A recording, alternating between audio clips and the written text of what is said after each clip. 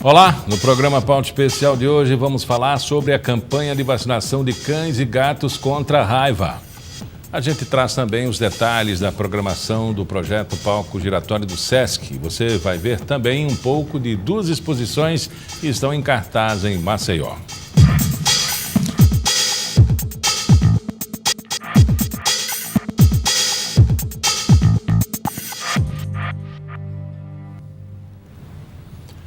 Amanhã é o dia D da campanha de vacinação de cães e gatos contra a raiva. O objetivo é imunizar mais de 360 mil cães e cerca de 170 mil gatos em Alagoas contra a doença.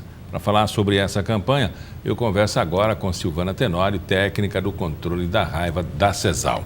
Primeiro, explicar esse calendário, se é um calendário anual, o país ainda não tem essa doença sob controle? Não temos a doença sob controle. A raiva, na verdade, é uma doença que circula entre animais domésticos, como cão e gato, e também entre os animais silvestres. Então, para controlar a doença que circula entre animais silvestres, é muito complicado, porque a gente não consegue atingi-los com vacinação, com imunização, na verdade. Esse calendário é anual, sim.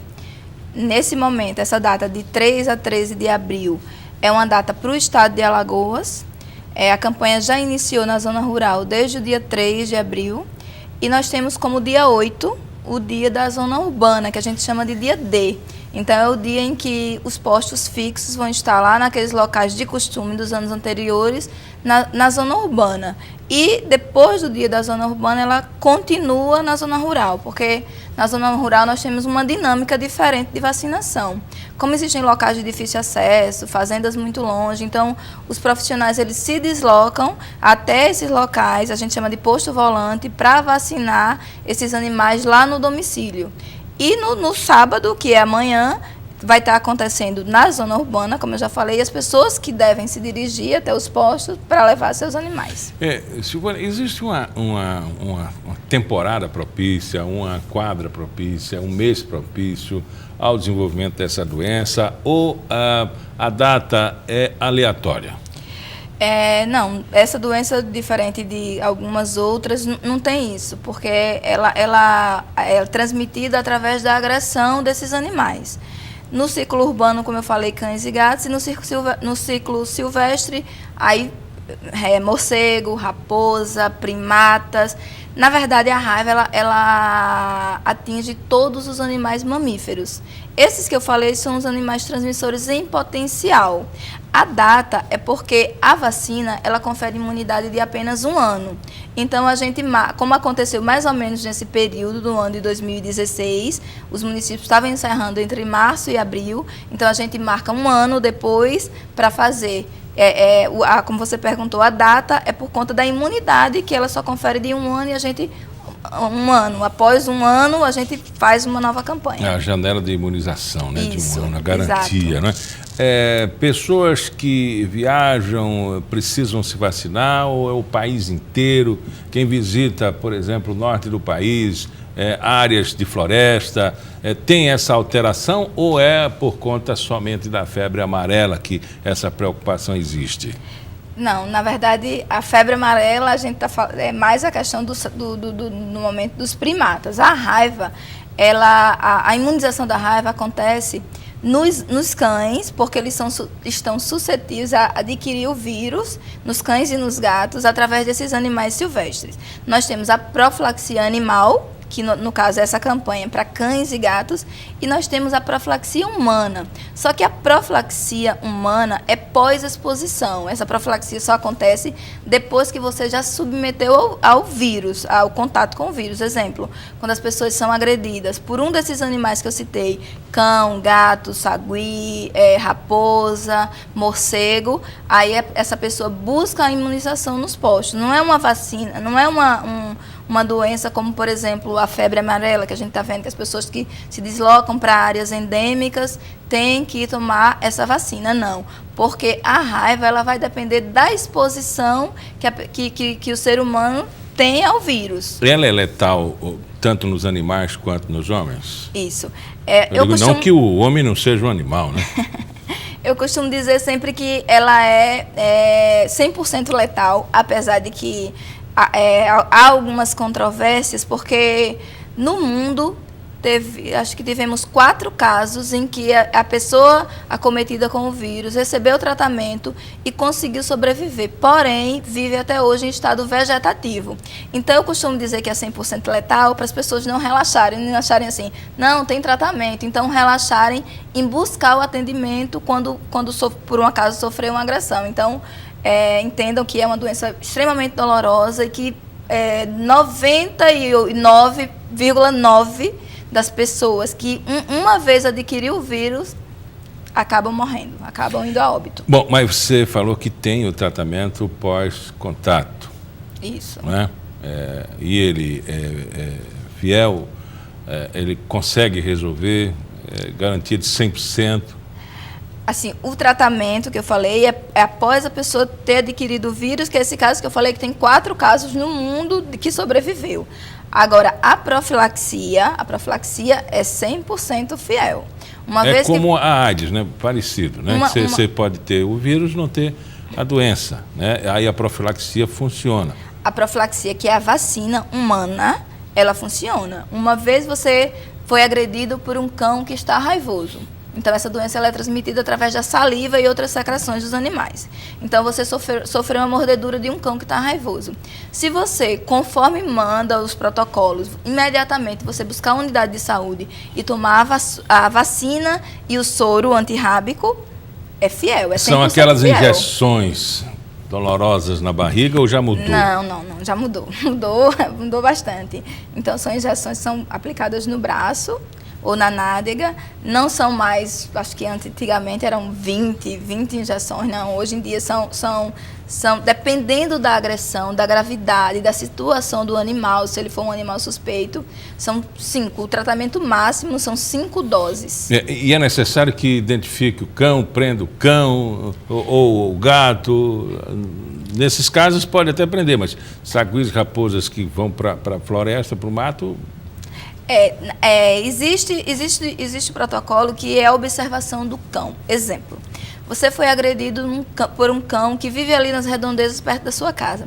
É interessante que você não perca aquele animal de vista, porque dentro do protocolo, você vai tomar 2 doses da vacina inicial e vai observar aquele animal. Por quê?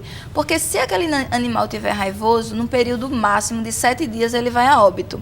E isso vai determinar se você vai tomar as outras 3 doses, que eu te falei que eram 5 doses, ou não. Porque se dentro de 7 dias aquele animal não apresentar nenhum sintoma compatível com a raiva, não é raiva, porque em 7 dias a gente dá um período de observação para ter uma margem de segurança de 10 dias, mas se em 7 dias aquele animal não apresentar nenhum sintoma, não é raiva. Então não há necessidade da pessoa concluir o tratamento. Então a gente sempre diz, se for um animal que vive na redondeza ou um animal do vizinho, que não perca ele de vista para tomar essas doses iniciais e depois observar se esse animal vai apresentar algum sintoma compatível com a raiva. Caso não tenha esse controle, é melhor tomar as 5 doses. Isso, caso não tenha esse controle, o animal desapareceu, você não conhece. Eu ia passando, não sei. Então, como o animal é desconhecido, a gente não sabe se depois, dentro desses 10 dias, ele vai a óbito, ele desenvolve sintomas, então é indicado que tome as 5 doses, faça tratamento completo, profilaxia completa. Tiver um surto, por exemplo, não sei se já aconteceu no mundo, muitos animais de uma determinada região começarem a morrer. Como é que é a atitude? Eu nunca vi uma vacinação em massa após registro, né? Então, o que deve existir é um monitoramento da circulação viral. Exemplo, animal, um sagui, uma raposa, um morcego morto em situação atípica, em situação que não é usual. Esse animal é encaminhado para diagnóstico. E se ele é acometido com o vírus da raiva, então inicia-se um bloqueio vacinal. Isso geralmente acontece se for detectado em um município que um morcego ou um outro animal, um gato, um cachorro, ele foi detectado com o vírus, inicia-se esse bloqueio e um trabalho de vigilância, que é o quê? Que é a gente fazer uma busca ativa para saber se teve ser humano que teve contato com aquele animal, porque se ele estava com o vírus e alguém teve contato com ele, aquela pessoa está suscetível a desenvolver a raiva. Então, vai começar a fazer esse bloqueio a partir dessa avaliação de tanto outros animais que porventura possam ter vindo ter contato com esse animal e o ser humano também. Então, inicia-se esse bloqueio num raio de 100 metros para saber quem teve contato ou não, para fazer o bloqueio viral. Tem melhorado assim a incidência ou tem diminuído a incidência? Porque eu me lembro, né, que há bastante tempo era uma doença que chamava muita atenção e que as pessoas recorriam muito aos postos de saúde após exposição. Hoje em dia, eu não sei, é uma raridade um cachorro, um gato morder alguém.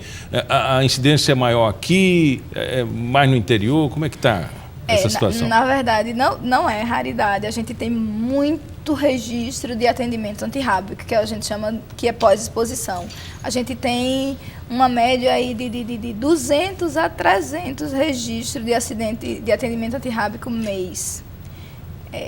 Que é tanta agressão por cão e gato, e tem aumentado também dos animais silvestres, principalmente morcego, que é a questão ambiental, desmatamento. Então, acabando com o ambiente deles, eles estão se adaptando no ambiente mais urbano, e a gente tem bastante registro. Agora, em relação à raiva humana, essas campanhas que acontecem anualmente e de uns 10 a 15 anos para cá, tem se alcançado a cobertura vacinal desejada.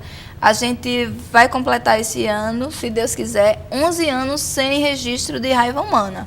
Então, isso é um sinal de que as pessoas estão aderindo à campanha, que as pessoas estão buscando e que tem dado certo. Ou seja, a raiva humana tem sido controlada no Estado. A gente está vivendo um período de vacinação, mas as pessoas aqui em Maceió não serão vacinadas. Ou melhor, os cães e gatos não serão vacinados agora. Por quê? Então, o Estado ele sugere um calendário que a ideia é que esse calendário seja unificado para todos os municípios. Alguns municípios, por questões sistemáticas e logísticas, não conseguem acompanhar esse calendário sugerido pelo Estado. Foi o que aconteceu com o município de Maceió. Então, Maceió vai estar realizando o dia D, que é o dia da zona urbana, no próximo dia 27 de maio. E a zona rural de 29 de maio a 2 de junho. Mas não vai deixar de vacinar os animais, só vai ser um pouquinho depois do que a data que ficou para os demais municípios, mas a campanha vai acontecer sim no município de Maceió. Conversamos com Silvana Tenório, ela é responsável pelo controle da raiva da CESAL. Muito obrigado pela entrevista. Obrigada. Uma obra recheada de elementos da cultura nordestina que foi inspirada no trabalho do escultor João das Alagoas. Esse é o trabalho do artista visual Valdemir da Silva, natural de Capela, em exposição no Café da Linda. Pinturas em tela e esculturas em barro revelam o olhar do artista de Capela sobre elementos que remetem a ícones das manifestações culturais nordestinas. A exposição A Poesia das Cores, de Valdemir da Silva, que é discípulo do mestre artesão João das Alagoas, apresenta ao público 15 pinturas em acrílico sobre tela e 5 esculturas feitas em barro, com destaque para a peça Dona Maria que Carrega Todo Mundo, um retrato da mulher nordestina.